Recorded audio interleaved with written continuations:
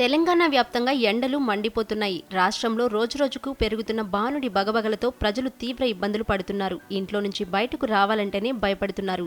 ఈ క్రమంలో వాతావరణ శాఖ ప్రజలను అప్రమత్తం చేసింది. భారీ ఉష్ణోగ్రతలు నమోదవుతున్న జిల్లాలకు అలర్ట్ జారీ చేస్తోంది. గురువారం రాష్ట్రంలో రికార్డు స్థాయిలో ఉష్ణోగ్రతలు నమోదయ్యాయి.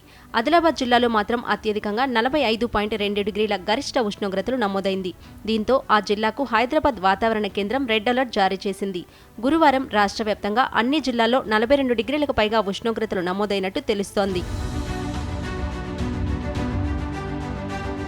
అత్యధిక ఉష్ణోగ్రతలు నమోదైన ఆదిలాబాద్ జిల్లా మినహా మిగతా జిల్లాలకు వాతావరణ శాఖ ఆరెంజ్ అలర్ట్ జారీ చేసింది. గాలిలో తగ్గుతున్న తేమ, వేడిగాలుల వలన ఉక్కపోతతో సతమతమవుతున్నారు.